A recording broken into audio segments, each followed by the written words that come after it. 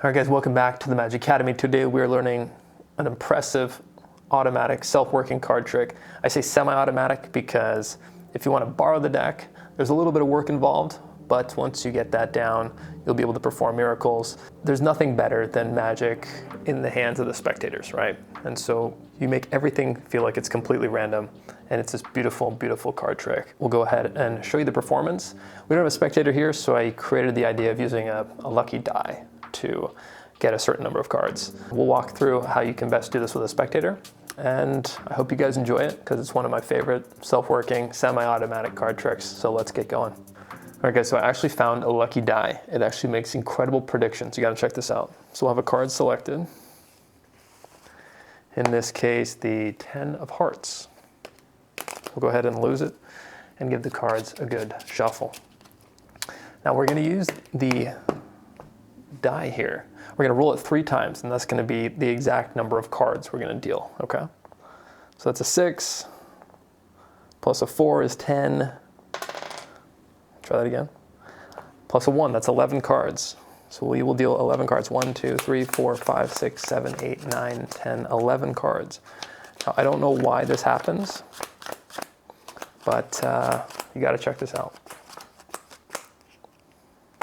So odds are the card is probably somewhere in here, but the die knows best. It rolled an 11. Why? If we count 1, 2, 3, 4, 5, 6, 7, 8, 9, 10, 11 cards. Had we rolled 12, right, that would have been the 10 of clubs. Had we rolled 1 less, that would have been the 4 of spades. However, the die knows best. The 10 of hearts. I don't get it. It's crazy.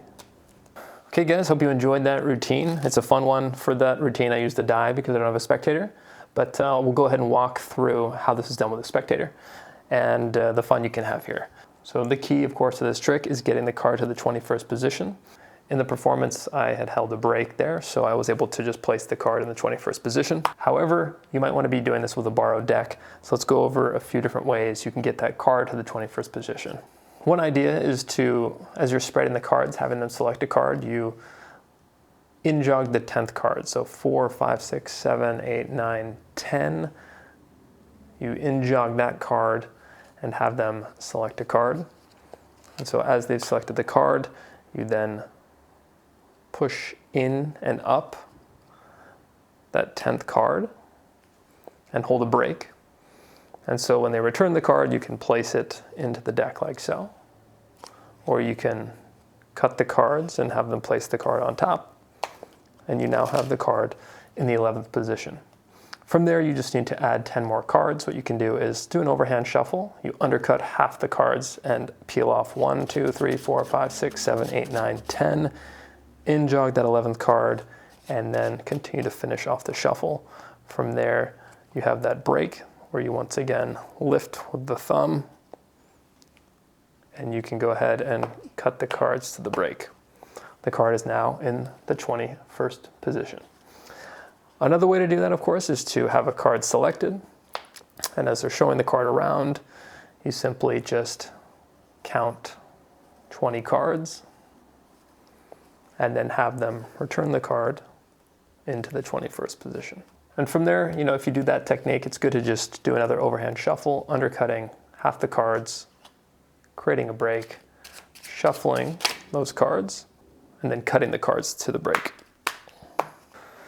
Okay, so you've got their card, let's say the King of Spades, to the 21st position.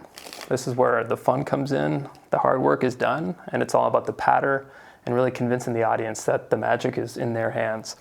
And so from there you say, okay, your card is lost somewhere. Go ahead and grab a small packet of cards. So we'll go ahead and grab a small packet. As long as it's less than 21, you're good to go. So if they grab more, you can say, okay, that might be a little too much for this. We just need to have a small number. And so let's say they grab that amount. Let's say 1, 2, 3, 4, 5, 6, 7, 8, 9, 10, 11, 12.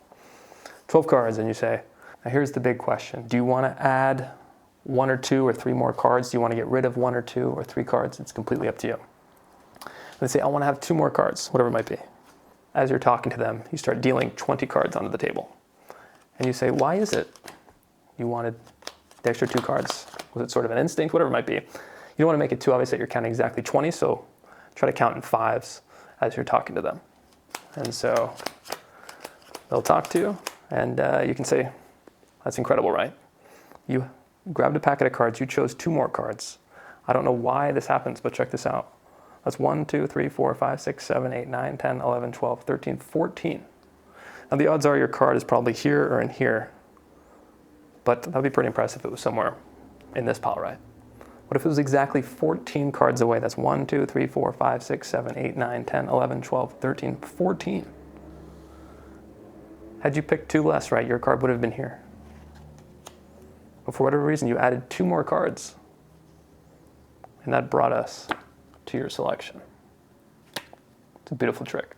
Quick thing as well I want to point out is as you're doing the 20 cards, 5, 6, 7, 8, 9, 10, 1, 2, 3, 4, 5, 6, 7, 8, 9, 10. Make sure you're counting from the end to the beginning.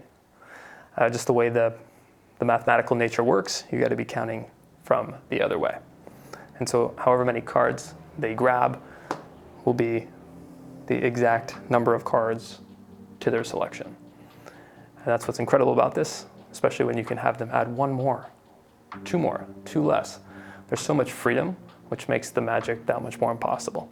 So I hope you guys enjoyed this beautiful semi-automatic card trick. It's super powerful. The magic is in the hands of the spectator, and that's the best kind of magic. So let me know your thoughts. Hope you enjoyed it, and hope you get some great reactions. Peace.